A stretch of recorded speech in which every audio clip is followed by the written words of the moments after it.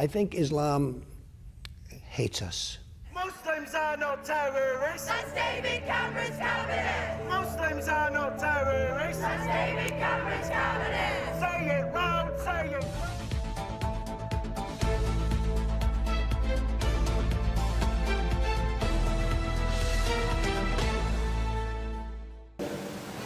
Hello, this is ANW News. Today we are going to be investigating about Islamophobia. All the news agencies have been talking about it. First of all, we will explain about what is Islamophobia in general. Islamophobia is a term used to describe the prejudice against or fear of Islam and Muslims.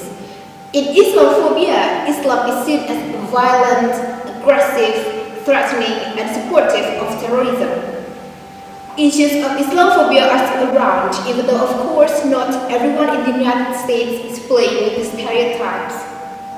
Islamophobia can result in Muslims being badly treated, insulted, or physically hurt. What we have noticed here is that when the word Islam comes, an image of negativity comes to many people's minds and hearts, especially in the US. So why and how does this happen? Here we have our special guest, Madam Lulu, as a professor of contemporary Islamic studies in Columbia University. She's going to explain to us further about this issue with the latest update.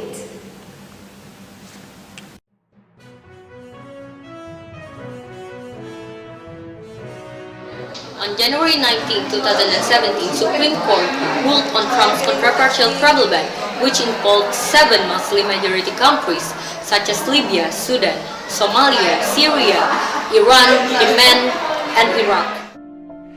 Measures to keep radical Islamic terrorists out of the United States of America. We don't want them here. We want to ensure that we are not admitting into our country the very threats our soldiers are fighting overseas. We only want to admit those into our country who will support our country and love deeply our people. And this is the protection of the nation from foreign terrorist entry into the United States. We all know what that means. Protection of the nation from foreign terrorist entry into the United States. It's big stuff.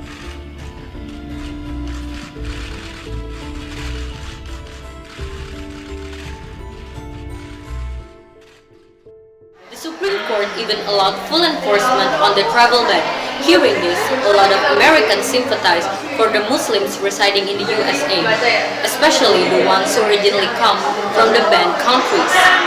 People of different backgrounds come to the streets to march and protest, voicing their support for their fellow Muslims.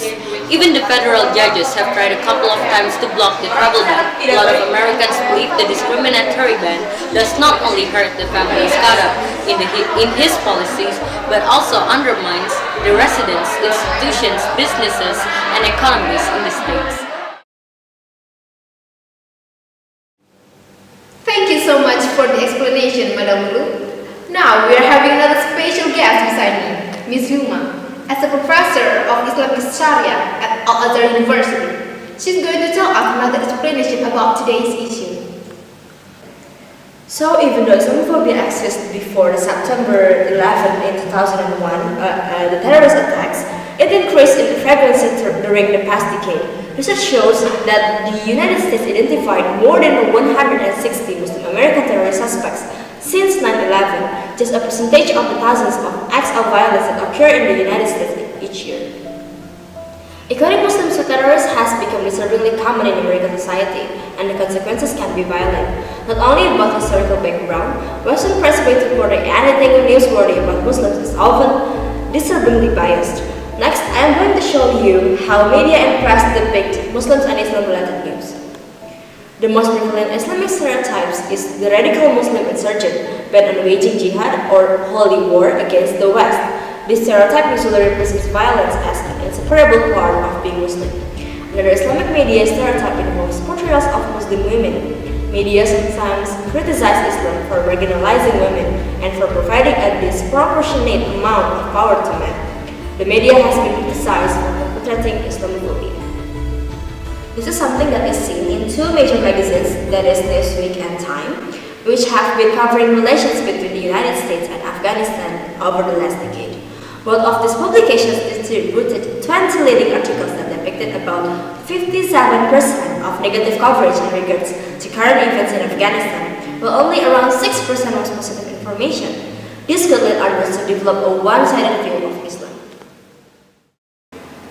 So after hearing about policy, historical background, and media related to Islamophobia from Madame Lulu and Miss Wilma, now we are moving to our live reporter Titi to see the real life of Muslims in the United States.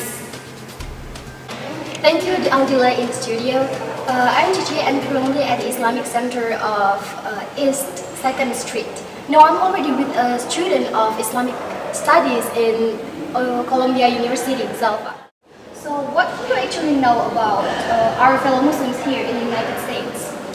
Well, Muslims in America are believed as immigrants who have brought diversity in the United States. But actually, Muslims in America are not only newcomers. 1/3 of Muslims in this country is African American, and 1/3 is South Asian, and the rest are from other countries in the world. Those people who come here decide to look for more opportunities in the United States, and yeah, they are looking for economic opportunity and democratic freedom. Do you know any American figures who have great influence for the United States? Well, actually many Islam figures are in America were born, such as Dr. Oz, Malcolm X, Shaquille O'Neal, Dr. Fiasco, and Rima Fakir. And Farouk Kathori and Malik M. Hassan are the two instances who play role in business field.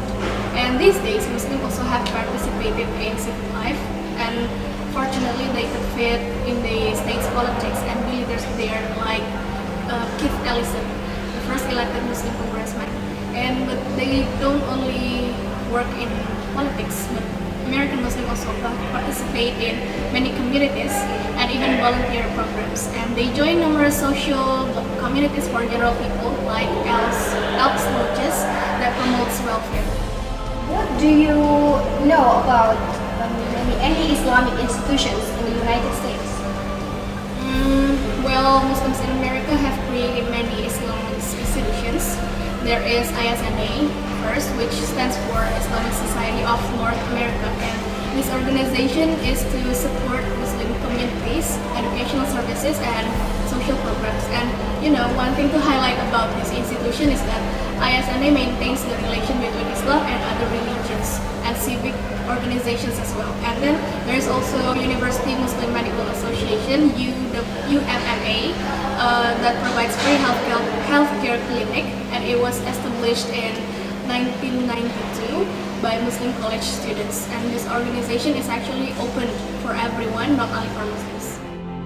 How do Americans actually behave and think towards Muslims in country? In reality, Americans actually don't really hate Muslims. According to a survey that was done by University of Maryland, they assume that Donald Trump, who is banning people from 7 Muslim majority countries, is only seen as waging war on Islam. And another survey from Gallup poll shows that Americans are actually concerned about the relationship with Muslim majority countries, and they believe that better communication, education, and understanding help improve the relationship between Americans and Muslims. Alright, so thank you so much, Zalfa, for your sharing. Back to the studio, Audy. Thank you, Titi. Now we come to a conclusion that Islam in the United States is actually not negative as how media portrays. In reality, Muslims in America have participated in various ways to help improve the better living through the institutions of Islam. And even Americans themselves have started to concern the relationship with the Muslims in the United States. So that's all A and W news for today. Thank you for watching and have a nice day.